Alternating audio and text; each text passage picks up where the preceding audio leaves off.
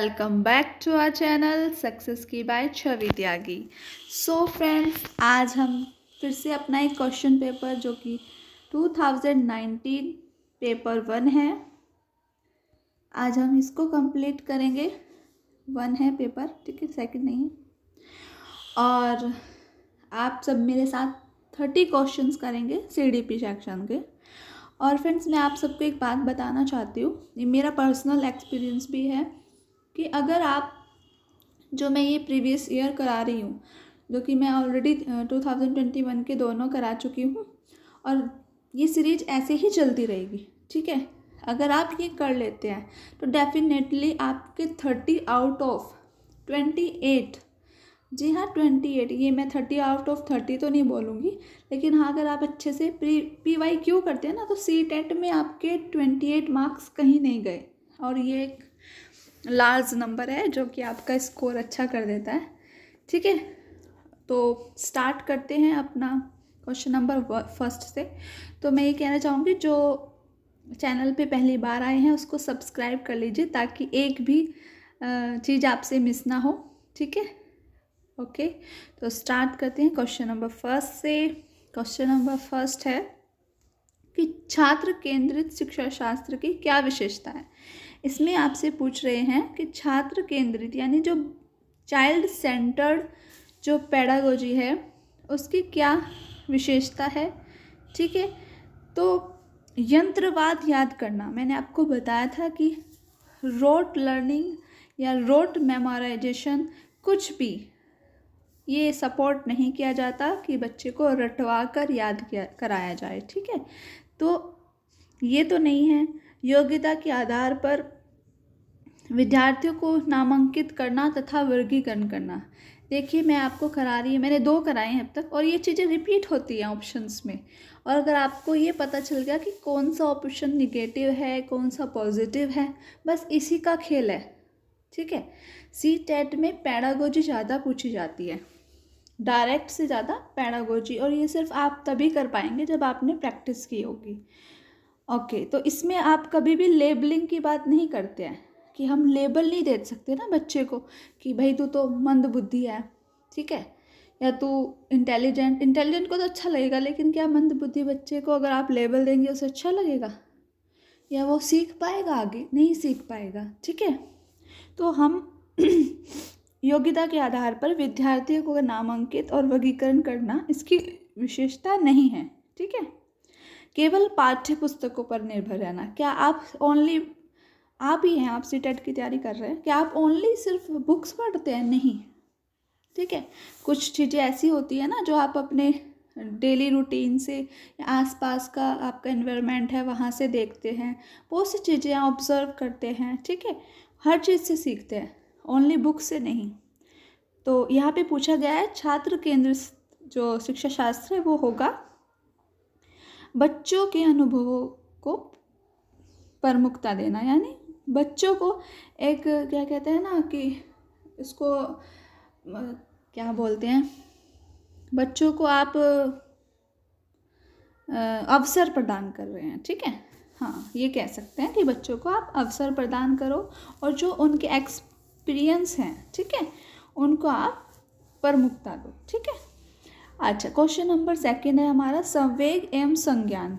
Emotions जो होते हैं, आपको पता है कि हर मनुष्य में, हर व्यक्ति में इमोशंस होते हैं, और वॉटसन ने बोला है कि 3 जो इमोशंस हैं, 3 इमोशंस जो कौन कौन से हैं, भय यानी डर कहते हैं ना जिसको, फियर, ठीक है, फियर, और एंगर, यहाँ पे लिख दूँ एंगर यानी गुस्सा, और लव यानी प्रेम। ये 3 एंगर, फर्स्ट सेकंड थर्ड, ये बच्चे में जन्म से होते हैं। वॉटसन ने ये कहा है कि ये तीनों इमोशंस होते हैं जन्म से, बाकी तो वो आके मतलब जब पैदा होता है अपने एनवायरनमेंट से अर्जित करता है, बट ये जन्म से होते हैं, ठीक है। संवेग एवं संज्ञान, संज्ञान आप समझ रहे हैं ना, बुद्धि जो आप सोचते हैं, जिसके थ्रू आप अभी आप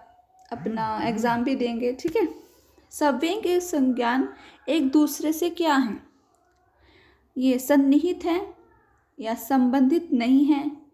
तो संबंधित नहीं है तो ऐसा तो नहीं हो सकता ना, संबंधित हैं, एक दूसरे से कहीं ना कहीं ये संबंधित होते हैं। ठीक है, तो ये नॉट रिलेटेड टू तो कट गया। पूर्णता अलग, ये भी मतलब इसको बोल रहा है कि संबंधित नहीं है यानी कंप्लीटली सेपरेट है, ये भी नहीं होगा। स्वतंत्र इंडिपेंडेंट, ये बोल रहा है इंडिपेंडेंट है या अलग अलग है, ये भी यही बोल रहा है। स्वतंत्र का मतलब है कि इसका उससे कुछ लेना देना नहीं, दोनों आपस में इंडिपेंडेंट है, तो ये भी नहीं होगा। तो राइट आंसर होगा इंटरवोवन। इंटरवोवन विद यानी एक दूसरे से जुड़े हुए हैं, कहते हैं ना एक ही सिक्के के दो पहलू हैं। ठीक है, वही है सन्निहित। नेक्स्ट है हमारा क्वेश्चन नंबर 3, संरचनावादी ढांचा, कंस्ट्रक्टिव फ्रेमवर्क। ठीक है, संरचनावादी ढांचे में अधिगम प्राथमिक रूप से यानी प्राइमरी लेवल पर क्या होता है, लर्निंग अनुबंध द्वारा अर्जित होती है। अनुबंध आप ना, मेरे भी कभी कभी होता है, समझ नहीं आता है हिंदी के वर्ड्स, तो आप इंग्लिश को भी देख लिया कीजिए। Acquiring through conditioning. ठीक है, अनुबंध की बात कौन करते हैं, करते हैं स्किनर। ठीक है, नेक्स्ट ऑप्शन पढ़ते हैं, मुझे नहीं लग रहा ये है। अवबोधन की प्रक्रिया पर केंद्रित। अवबोधन यानी कि मीनिंग मेकिंग, अर्थपूर्ण। जी हाँ, ये हम कह सकते हैं कि ये अवबोधन यानी मीनिंग मेकिंग फोकस होते हैं। इसका जो प्रोसेस होता है ये वो मीनिंग मेकिंग होता है। ठीक है, यंत्रवाद मैंने अभी आपको बताया, रट्टाफिकेशन नो। प्रबलनपन के रीइंफोर्समेंट यानी कि नहीं, रीइंफोर्समेंट पर नहीं होते हैं ना, तो आंसर हमारा राइट होगा सेकंड, जो कि है अवबोधन की प्रक्रिया पर केंद्रित है यानी मीनिंग मेकिंग। ओके, नेक्स्ट है हमारा क्वेश्चन नंबर 4। आई होप आपको समझ आ रहा होगा। अगर आप चाहते हैं कि ये सीरीज़ हम कंटिन्यू करें तो प्लीज़ कमेंट ज़रूर कीजिएगा और चैनल को सब्सक्राइब कर दीजिएगा, इससे मुझे थोड़ा मोटिवेशन मिलता है और कुछ नहीं। नेक्स्ट है ऑप्शन नंबर 4, अनेक घटनाओं के बारे में बच्चों के द्वारा बनाए गए सहजानुभूत सिद्धांत यानी कंस्ट्रक्टिव की ये बात हो रही है। जैसे कहते हैं ना संरचनावाद, संरचनाएं मतलब कि खुद से बच्चा कुछ सीख रहा है। ठीक है, खुद से कुछ कॉन्सेप्ट क्रिएट कर रहा है।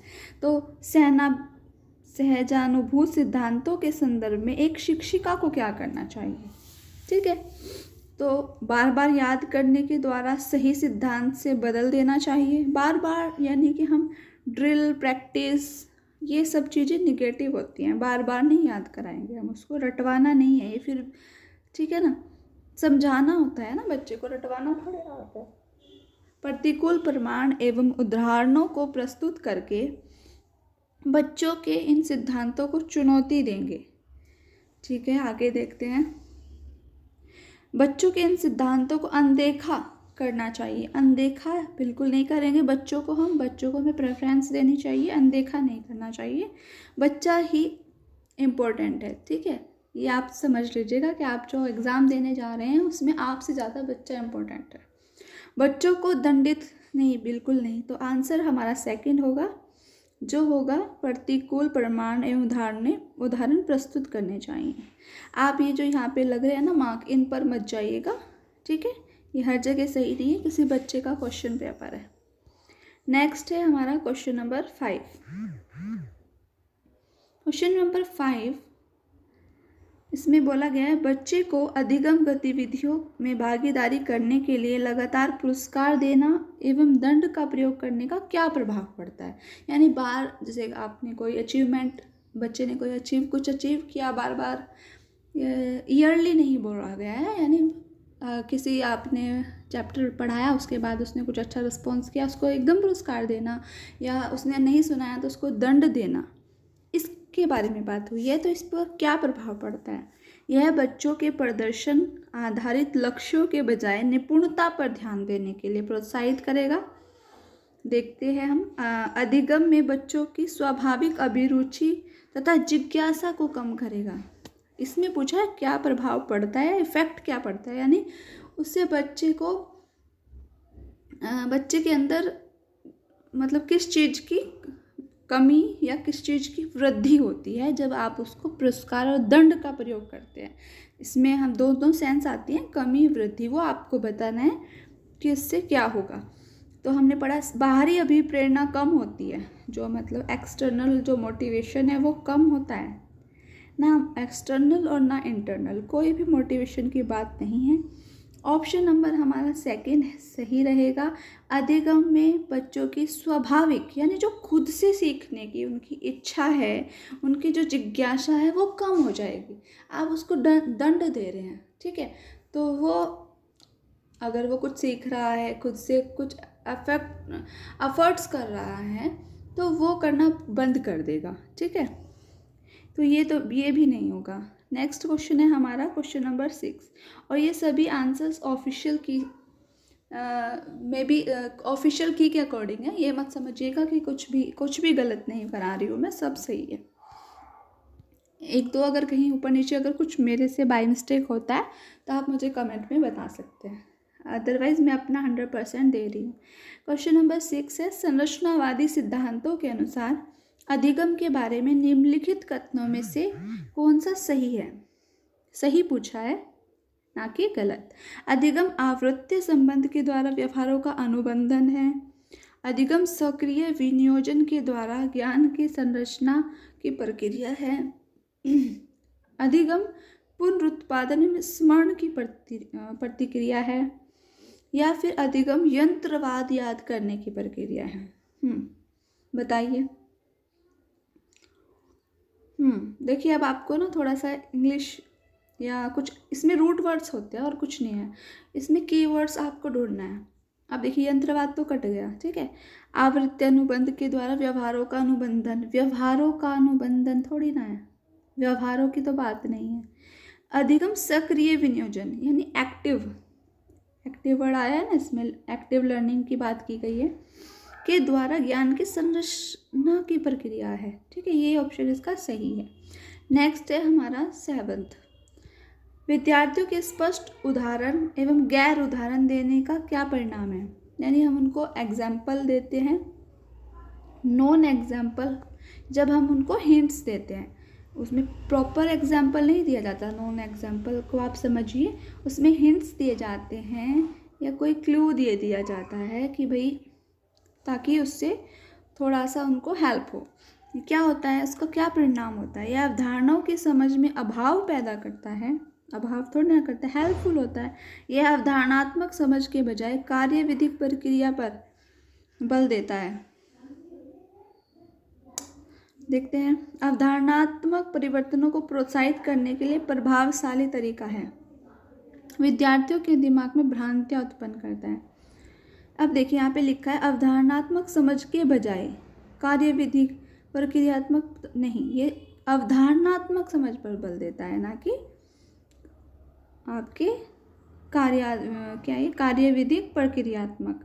तो ऑप्शन नंबर 3 है इसका right, is an effective way to encourage conceptual change, ठीक है। नेक्स्ट है हमारा क्वेश्चन नंबर 8। क्वेश्चन नंबर 8 क्या कहता है, एक बार आप इंग्लिश में भी रीड कर लिया कीजिए, जिसको प्रॉब्लम है हिंदी में, या जिस हिंदी को प्रॉब्लम है तो वो इंग्लिश में, ये मतलब किसी को हिंदी में प्रॉब्लम है तो इंग्लिश में देख लेना, इंग्लिश में है तो हिंदी में। एक प्राथमिक विद्यालय की अध्यापिका को बच्चों को एक प्रभावशाली समस्या समाधानकर्ता बनाने के लिए किस प्रकार से प्रोत्साहित कर सकती है, ठीक है। तो प्राथमिक विद्यालय यानी कि क्योंकि हम पेपर फर्स्ट कर रहे हैं तो उसमें 1 to 5 की ही बात पूछी हुई है, ये आपको ध्यान रखना है। तो जो प्राथमिक विद्यालय के अध्यापिका है उसको इफेक्टिव बनाने, एक प्रभावशाली समस्या समाधानकर्ता बनने के लिए खुद को, ठीक है, किस प्रकार से प्रोत्साहित कर सकती है बच्चे को। गलत उत्तरों को अस्वीकार करके, दंडित करके, इतना तो आपको भी पता हो गया कि गलत उत्तरों को अस्वीकार क्यों और दंड क्यों देगी, तो उससे थोड़े ना होगा। बच्चों के सहजानुभूत अनुमान लगाने सोच सकते हैं। बच्चे छोटे कार्य के लिए भौतिक पुरस्कार नहीं देना है। केवल वर्ड देखो निगेटिव है, ठीक है। तो आंसर सेकंड होगा कि उनको अनुमान लगाने देना चाहिए। बच्चों को अनुमान अनुमान लगाने देना चाहिए, ठीक है। गैस करने देना चाहिए उनको, उसको प्रोत्साहित करना चाहिए कि गैस करो कि क्या हो सकता है, तभी तो वो सोचेगा ना, थिंक करेगा, अपना माइंड यूज़ करेगा, ठीक है। अगर आप बोलो कि नहीं, अगर तूने गलत बताया तो मैं तुझे मारूंगी, तो ऐसे तो वो दब जाएगा ना। तो यही सही होगा। नेक्स्ट है हमारा क्वेश्चन नंबर 9। निम्नलिखित में से कौन सी प्रथाएं सार्थक अधिगम को बढ़ावा देती हैं? आजकल इस टाइप के क्वेश्चन पूछे जाते हैं जिससे थोड़ा सा आपको लगता है कि हाँ ये डिफ़िकल्ट है, और ये क्वेश्चन सॉल्व करने के लिए आपको थ्योरी पढ़नी होती है। और मैंने कुछ टॉपिक्स जो कि बहुत अच्छे से एक्सप्लेन भी किए हुए हैं, आप उनको जाकर मेरे चैनल पर देख सकते हैं और चैनल को सब्सक्राइब कर सकते हैं कि आपको जो भी चाहिए आप मेरे को बताइए, मैं प्रोवाइड करा के दूँगी आपको, ठीक है। किसी भी टॉपिक को समझने में दिक्कत है आप मुझे बताइए, क्योंकि मैंने अभी चैनल स्टार्ट किया है तो सारी चीज़ें नहीं हैं, धीरे धीरे मैं कर रही हूँ। तो आप भी मुझे थोड़ा मोटिवेट कीजिए। कोई चीज़ ऐसी है जो आपको समझ नहीं आ रही है तो आप बताइए, ठीक है, ताकि हम उसका सॉल्यूशन निकालें और दे पाएँ आपको। तो इसमें क्या होता है, निम्नलिखित में से कौन सी प्रथाएं सार्थक अधिगम, यानी जो मीनिंगफुल लर्निंग है, not meaningless, it is meaningful learning, okay. शारीरिक दंड नहीं। सहयोगात्मक अधिगम पर्यावरण, हाँ हम उनको हेल्प करेंगे, कोऑपरेट करेंगे, उस टाइप की लर्निंग होगी, उससे आपकी लर्निंग भी मीनिंगफुल होगी, सही है। सतत एवं समग्र मूल्यांकन इवैल्यूएशन नहीं करना है हमें, मूल्यांकन नहीं करना है, ठीक है। लेबलिंग हो जाएगी ना उससे, तो लेबलिंग आप उसको मूल्यांकन नहीं करना होता, ठीक है। लगातार कंटिन्यूस है ना इसमें, कंटिन्यूस और कॉम्प्रिहेंसिव एवैल्यूएशन नहीं करना है हमें। निरंतर सॉरी एक सेकेंड रॉन्ग हो गया, एक सेकेंड यहाँ पे, सॉरी फॉर दैट। यहाँ पे एक बार और रीड कर लेते हैं। इसमें है शारीरिक दंड नहीं, सहयोगात्मक अधिगम पर्यावरण, ठीक है। सतत एवं समग्र मूल्यांकन कर सकते हैं, लगातार कर सकते हैं, लेकिन तुलनात्मक मूल्यांकन नहीं, तुलना नहीं करना है। कंपैरिजन इज नॉट अलाउड, ठीक है। तो कंपैरिजन नहीं करना है हमें। एक सतत मूल्यांकन कर सकते हैं जो टाइमली होता है ना, लगातार हमने चेक करते रहना है कि बच्चा कितना सीख रहा है, ठीक है। आई होप क्लियर हो गया हो, बाय मिस्टेक मुझसे हो गया था, उसके लिए सॉरी। और तो ऑप्शन सेकंड और थर्ड देखिए कहाँ पे, यहाँ पे है, ये सही है। देखो इन्होंने गलत लगाया हुआ है, ठीक है, यहाँ पे थोड़ा ध्यान से पढ़ना। आप क्वेश्चन पेपर देने जाएंगे, कोई जल्दबाजी नहीं, ठीक है, तो आप सही कर पाएंगे। नेक्स्ट है क्वेश्चन नंबर 10। शिक्षक बच्चों की जटिल अवधारणाओं की समझ को किस प्रकार सहज कर सकते हैं? जो उनके जैसे बच्चा पढ़ रहा है और कुछ डिफ़िकल्टीज आ रही हैं, तो उसको कैसे सॉल्व कर सकते हैं? बार बार यांत्रिक अभ्यास के द्वारा नहीं, अन्वेषण परिचर्या के अवसर प्रदान हमें करने चाहिए ना, आपस में बच्चे बात करें, ठीक है, उनको अपॉर्चुनिटीज़ देनी चाहिए, ये सही है। एक व्याख्यान नहीं देना चाहिए हमें, कोई डायलॉग बाजी नहीं करनी है क्लास में, प्रतियोगिताओं के अवसर नहीं देने चाहिए, ठीक है। हमें एक दूसरे को भिड़ाना थोड़ी ना है कि बच्चों को कंपटीशन नहीं, ये सही नहीं होगा। सही है आंसर आपका सेकंड। आगे आते हैं क्वेश्चन नंबर 11। वैयक्तिक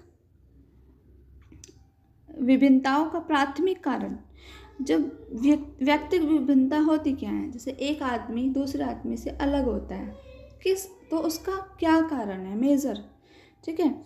तो वो प्राइमरी कॉज पूछा हुआ है। पर्यावरण प्रभाव, केवल पर्यावरण प्रभाव होता है, बट ओनली पर्यावरण प्रभाव नहीं होता है।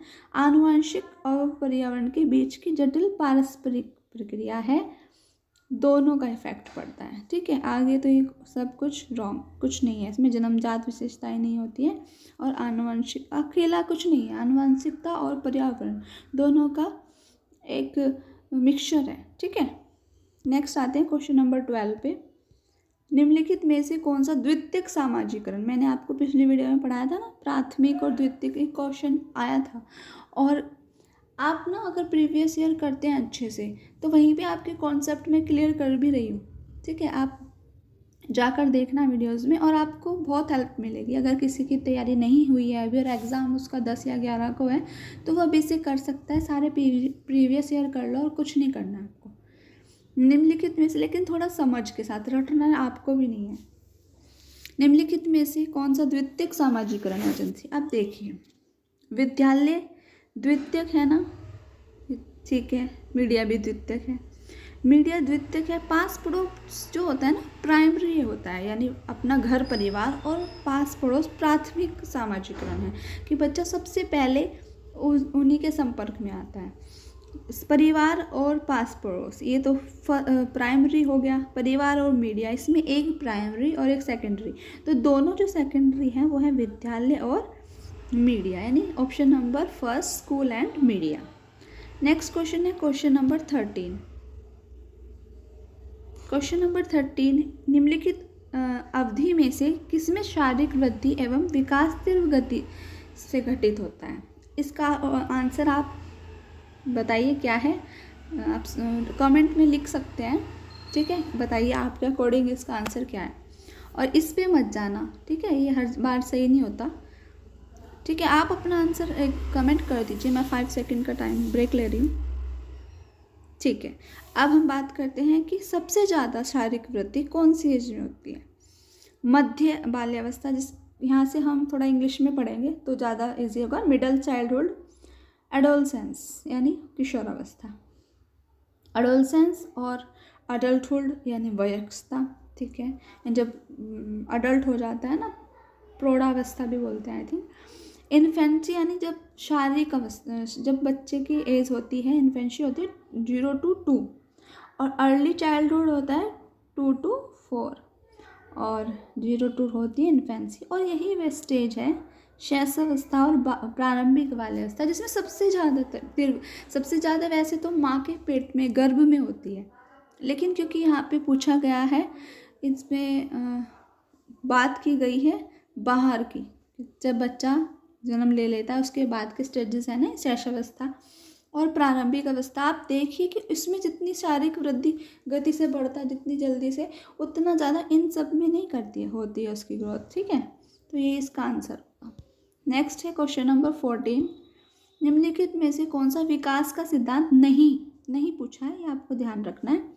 विकास आनुवंशिक एवं पर्यावरण दोनों से प्रभावित होता है, सही बात है।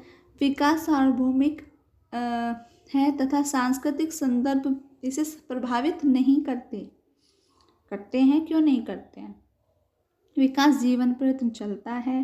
विकास परिवर्त्य यानी इसको बोलते हैं मॉडिफाई हो सकता है, चेंज हो सकता है, परिवर्तन हो सकता है उसमें, सही बात है। हमने विकास का सिद्धांत पढ़ा है, जिसने नहीं देखी है वीडियो देख सकता है, आपके सारे डाउट्स क्लियर हो जाएंगे। तो यहाँ पे पूछा है निम्नलिखित में से कौन सा नहीं है, नॉट, तो आंसर होगा हमारा सेकंड इज राइट, कि विकास सार्वभौमिक है तथा संस्कृति इसे प्रभावित नहीं करती, ये बात गलत है, ठीक है। बाकी सभी इसके सिद्धांत हैं, प्रिंसिपल हैं। नेक्स्ट है क्वेश्चन नंबर 15,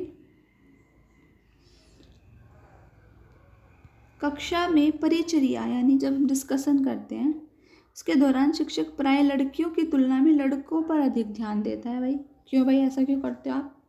लड़कों पे ध्यान दिया जाता है, लड़कियों पे नहीं, तो वो क्या कर रहा है, तो पक्षपात कर रहा है ना, तो उसको क्या बोलते हैं, सीधी सी बात है, पक्षपात हो रहा है। और लड़का लड़की क्या होते हैं, जेंडर के अकॉर्डिंग ही तो आप कह रहे हैं ना, वो लड़का है वो लड़की है, तभी तो बता पा रहे हैं ना, लड़का लड़की जेंडर की बात हुई है, तो जेंडर पक्षपात हो रहा है, बायस है वो टीचर। तो ऑप्शन कुछ पढ़ने की ज़रूरत भी नहीं होती, बहुत से ऑप्शन ऐसे होते हैं। बच्चों में जेंडर रूढ़िवादिता एवं जेंडर भूमिका अनुरूपता को कम करने के लिए निम्नलिखित में से कौन सी पद्धति प्रभावशाली है। अब यहाँ पे हमें कम करना है, वहाँ पे टीचर ने बढ़ावा दिया, अब हमें क्या करना है, कम करना है। और उसके लिए हम क्या कर सकते हैं, वो कौन सा मेथड है जो उसको कम करने के लिए प्रभावशाली होता है, ठीक है। जेंडर पृथक खेल समूह बनाना, यानी लड़कों के अलग और लड़कियों के अलग, ये तो और बढ़ावा देगा भाई, ये नहीं होगा। जेंडर पृथक बैठने की व्यवस्था, ये भी नहीं होगा। जेंडर पक्षपात के बारे में चर्चा करो, डिस्कशन करो, इससे बेस्ट कुछ नहीं हो सकता। Discussion about gender bias. Gender विशिष्ट भूमिकाओं को महत्व क्यों देंगे हम? महत्व हमें तो कम करना है ना। नेक्स्ट है हमारा ऑप्शन नंबर 17। निम्नलिखित में से किस मनोवैज्ञानिक ने बच्चों को ज्ञान, ये आप अगर आप सुन रहे हैं मुझे तो प्लीज़ इसका आंसर सोचिएगा, क्योंकि यहाँ पे आप गलती कर सकते हैं। ज्ञान के सक्रिय जिज्ञासु रूप में देखते हैं, उनके चिंतन पर सामाजिक एवं सांस्कृतिक विषय वस्तुओं को प्रभाव को महत्व देते हैं। अब आप बोलोगे मैम आपने तो बताया था सामाजिक और सांस्कृतिक वर्ड जहाँ दिख जाए वाइगोत्स्की लगा देना, बट इसका आंसर वाइगोत्स्की नहीं है, ठीक है। अब आप यहाँ पे पढ़ना कि ज्ञान की बात हो रही है, ज्ञान के सक्रिय जिज्ञासु रूप में देखते हुए, ये लाइन यानी ज्ञान की बात, संज्ञान की बात कौन करता है? पियाजे, ठीक है। उसमें उसके रूप में देखते हुए उनके चिंतन पर जो प्रभाव पड़ता है, ठीक है, वो बात की है, तो इसका आंसर है जीन पियाजे। नेक्स्ट है भाषा अर्जन। थोड़ा सा आपको क्वेश्चन को थोड़ा केयरफुली पढ़ना होगा, बाकी कुछ नहीं है, और प्रैक्टिस से। अगर मैं भी फर्स्ट टाइम करती तो मैं भी गलत कर देती, नॉर्मल है, कोई भी विद्वान नहीं है, ठीक है। 18 है भाषा के अर्जन एवं विकास के लिए संवेदनशील अवधि, यानी वो कौन सी स्टेज है? संवेदनशील अवधि, जिसमें आप जो बोलोगे वो बच्चा एकदम से, अगर आप कुछ वो कैच कर लेगा, कहते हैं ना ध्यान से बोलो बच्चा, वरना वही चीज़ सीख जाता है। पेरेंट्स क्या करते हैं ना, जैसे मैं भी हूँ, अभी मेरी बच्ची इस एज में है कि उसके सामने सोच समझ के बोलना होता है, ठीक है। संवेदनशील होती है क्योंकि वो क्रिटिकल पीरियड होता है बच्चों का, जो जैसा आप उसको सिखाओगे वैसा ही उसका भाषा का वो ऐसे ही अर्जित कर लेगा, जैसी लैंग्वेज में आप उससे बात करोगे, ठीक है। तो ये कौन सी एज होती है? किशोरावस्था तो नहीं होती। अब देखो ऑप्शंस को एलिमिनेट करेंगे। जन्म पूर्व, जन्म एकदम पैदा होते हुए थोड़ा ना बच्चा करेगा। मध्य बालावस्था या प्रारंभिक बालावस्था, इन दो में से आप बताइए। आप देखिए अर्ली चाइल्डहुड जो होता है वो, और मिडल चाइल्डहुड, ठीक है। तो सबसे ज़्यादा कहाँ होता है? अर्ली चाइल्डहुड, जब उसका प्रारंभिक बाल्यावस्था होती है उस टाइम पे। याद आने तक तो वो कुछ चीज़ें जो सीखनी होती है ना सीख जाता है। ये जो होती है सबसे सेंसिटिव होती है, सबसे क्रिटिकल होती है। नेक्स्ट है हमारा ऑप्शन क्वेश्चन नंबर 19। निम्नलिखित में से कौन से लॉरेंस कोलबर्ग के द्वारा प्रस्तावित नैतिक विकास की एक अवस्था है? जिसने भी ध्यान से जो मैंने पहले पेपर कराया है वो किया है वो इसका आंसर दे देगा, अदरवाइज नहीं। मूर्त संक्रियात्मक अवस्था कौन बात करते हैं? पियाजे नहीं है। उद्योग बनाम अधीनस्थ अवस्था, ये है हमारे एरिक एरिक्सन के स्टेजेस हैं जो उन्होंने दी हैं, ये भी नहीं है। परसुप्ति लेटेंसी स्टेज भी नहीं है। तो हम बात कर रहे हैं कोलबर्ग, और कोलबर्ग ने अपनी थर्ड स्टेज यानी पोस्ट कन्वेंशनल स्टेज में बोला है सामाजिक अनुबंध अभिविन्यास के, जब बच्चा सही और गलत की पहचान करने लगता है, सामाजिक संपर्क में आ जाता है, ठीक है। तो ये होगा इसका आंसर 4th। नेक्स्ट है हमारा क्वेश्चन नंबर 20। निम्नलिखित व्यवहारों में से कौन सा जीन पियाजे के द्वारा मूर्त संक्रियात्मक अवस्था को, जीन पियाजे मैंने पढ़ा दिया है आपको, जाकर आप देख लीजिएगा। तो अब आपको बताना है मूर्त संक्रियात्मक अवस्था, ठीक है। यानी कि अब आपको एकदम माइंड में मैंने बोला था कि आपको एज लिख लेनी है, कौन थर्ड स्टेज है और एज कौन सी है? 7 से 11 साल। अब इस साल का बच्चा क्या क्या कर सकता है आप खुद देख लीजिए। क्या वो अनुकरण तो फर्स्ट स्टेज में करता है। पदार्थ स्थायित्व होता है जब उसको, ठीक है, यानी कि उसे पता होता है अपने फ़ोन कहाँ छिपाया है। सेकेंड है प्रतीकात्मक खेल, विचारों की अनुत्क्रमणीयता, ये आपने पढ़ाया था ना मैंने, ये भी नहीं है इसमें, ठीक है, ये दोनों नहीं है। मैं बता देती हूँ इसको। अनुत्क्रमणीयता यानी कि जब बच्चा पलटना सीख जाता है, ठीक है, ये 2 + 4 = 6, 6 - 2 = 4, इस तरह से, ठीक है। तो वो सेकेंड स्टेज होती है, ना कि थर्ड स्टेज। ये थर्ड स्टेज है। विचार परिकल्पित निगमनात्मक तर्क, तर्क नहीं, हाइपोथेटिकल, ये होती है लास्ट स्टेज अमूर्त में। तो इसका आंसर होगा ऑप्शन नंबर 3, संरक्षण करना, चीज़ों को कलेक्ट करना, उनको ऑर्डर में लगाना, ठीक है, कक्षा समावेश, ऑर्डरली जब चीज़ों को लगाता है, ये सब कुछ 3rd स्टेज में होता है। नेक्स्ट है हमारा बच्चों के संज्ञानात्मक विकास के संदर्भ में निम्नलिखित में से पियाजे की संरचना है। अब आप ही देख लो, पियाजे से कितने क्वेश्चन आ गए हैं, 2 आ गए, तो आप वीडियो ज़रूर देख लेना जाके। अनुबंधन यानी कंडीशनिंग की बात की है स्किनर ने, रीइंफोर्समेंट भी स्किनर के ही हैं दोनों। स्कीमा मैंने आपको पढ़ाया था ना, स्कीमा क्या होता है? स्कीमा कि जैसे कि ये माइंड है, माइंड कह रही हूँ, ये बच्चा जो होता है ना, वो अपने माइंड में पहले से ही उसको पता होता है चीज़ों के बारे में, बस उसके सामने आपको उसका नाम लेना है और वो जो उसके माइंड में पहले से उसके बारे में विचार हैं वो उसके बारे में सोचना शुरू कर देता है, ठीक है। स्कीमा होता है जो मस्तिष्क में, माइंड में होता है बच्चों के, ठीक है।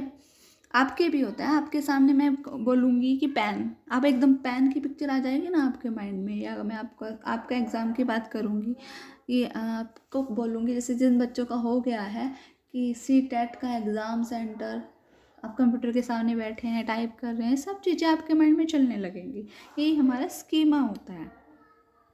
नेक्स्ट है हमारा क्वेश्चन नंबर 22, जिंगसा, पहेली को करते समय, कोई पहेली है जिसका नाम है जिग्सा, मुझे भी नहीं पता है, मैंने भी नहीं कभी किया। 5 वर्ष की नजमा स्वयं से कहती है, नीला टुकड़ा कहाँ है? नहीं, ये वाला नहीं, गाढ़े रंग वाला है, जिससे यह जूता पूरा बन जाए। वो खुद से बात कर रही है ना। अब वाइगोत्स्की क्या कहते हैं ऐसे स्पीच को जब बच्चा खुद से बात करता है? वो बोलते हैं प्राइवेट स्पीच, और प्राइवेट स्पीच इज देयर, ठीक है। वो यहाँ है आपकी प्राइवेट स्पीच यानी व्यक्तिगत वार्ता, और कुछ नहीं देखना, जोर से बोलना, जोर से तो बोल ही नहीं रही है ना, खुद से बात करिए। पाड़ की बात होती है तो वाइगोत्स्की करते हैं कि जब बच्चे की हेल्प की जाती है कोई प्रॉब्लम को सॉल्व करते समय। आत्म केंद्रित वार्ता पियाजे, इको सेंट्रिज्म स्पीच पियाजे करते हैं इसकी बात। 23 है हमारा, 23 है बच्चों के संकेत देना, आवश्यकता पड़ने पर सहयोग देना। अभी मैंने ऊपर बता दिया आपको, आप आंसर देना बस। निम्नलिखित में से किसका उदाहरण है? आप संकेत दे रहे हैं उनको, ठीक है, सपोर्ट कर रहे हैं एक तरफ से, थोड़ा थोड़ा, ज़्यादा पूरा नहीं करना है, थोड़ा थोड़ा, तो उसकी हेल्प हो रही है, और वो होती है पाड़, यानी आपको सपोर्ट करते हैं जब बच्चे की, तो वो पाड़ कहलाती है। ये वाइगोत्स्की ने इसका कॉन्सेप्ट दिया है, ZPD और पाड़। 24 है, ये रूही हमेशा समस्या के एकाधिक समाधानों के बारे में सोचती। एकाधिक, इसको यहाँ से निकाल लो, एकाधिक यानी एक से अधिक, बहुत सारे। इनमें से काफ़ी समाधान मौलिक होते हैं। रूही किन गुणों का प्रदर्शन करती है? अब वो कौन से गुण हैं? अब मैंने आपको ये भी पढ़ाया हुआ है, आपको चिंतन पढ़ाया हुआ है, थिंकिंग चैप्टर, उसमें से आपका जिसने पढ़ा होगा क्लियर हो जाएगा। रिजिड थिंकर नहीं है, अनम्य नहीं है, आत्म केंद्रित भी, इकोसेंट्रिज्म भी नहीं है, सृजनात्मक और अभिसारी होता है जब बच्चा किसी चीज़ का एक ही आंसर दे पाता है, ठीक है, उसके बारे में डिटेल में नहीं। जैसे कि मैंने पूछा आपसे, आपका CTET का एग्ज़ाम कब है, आप एक डेट बता देंगे ना एग्जैक्ट, ठीक है। तो सृजनात्मक होता है क्रिएटिविटी, जब बच्चा एक से ज़्यादा चीज़ें सोच पाता है, ये इसका, जबकि हालांकि इसका आपने पढ़ा होगा डाइवर्जेंट थिंकिंग यानी अपसारी चिंतन, ठीक है, इसी का नाम यहाँ पे चेंज कर दिया है, सृजनात्मक विचार। नेक्स्ट है क्वेश्चन नंबर 25, आकलन का प्राथमिक उद्देश्य क्या होना चाहिए? आकलन का, जब आप असेसमेंट होता है, आकलन ना, जब बच्चे का असेसमेंट, बच्चे को आप आंक रहे हो कि आप उसने कितना सीखा, क्या सीखा, ठीक है। विद्यार्थियों के प्राप्तांकों के आधार पर नामांकित लेबलिंग नहीं करेंगे ना, मेरे जिसने भी वीडियो जो भी मेरे साथ पढ़ रहा है सबको पता है, नहीं करेंगे। रिपोर्ट कार्ड में उत्तीर्ण या अनुत्तीर्ण भी नहीं करना है।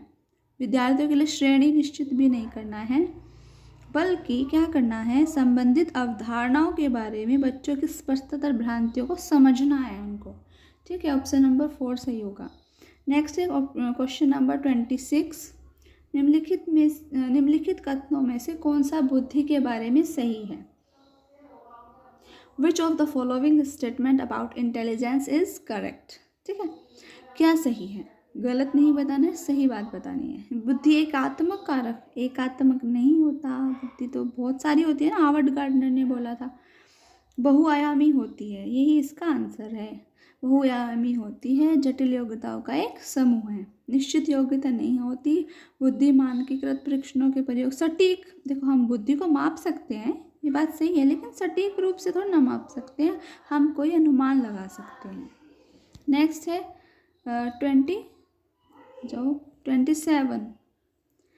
27 है हमारा पठन वैफल्य। बच्चों के प्राथमिक लक्षण क्या हैं? पठन वैफल्य, जिसको आप बोलते हैं पठन विकार, तो आप इसको देख लीजिए, यहाँ पे डिसलेक्सिया लिखा हुआ है, ठीक है। और मैंने आपको जो भी ये आपके बोलते हैं डिसेबिलिटीज़ हैं, वो 8-9 हैं, आपको ज़्यादा नहीं करनी है सीटेट के लिए, वो सब पढ़ के जाइएगा, मैंने वीडियो डाली हुई है, ठीक है। तो आपका एक नंबर पक्का है, श्योर। धारा प्रवाह पढ़ने की अक्षमता, यही होता है इसका, ठीक है। पढ़ना कैसे पढ़ता है बच्चा? मान लिया आपने सा लिखा और वो सा को वोज पढ़ता है, या फिर गोड को डॉग पढ़ता है, ठीक है। ये होती है पठन वैफल्य।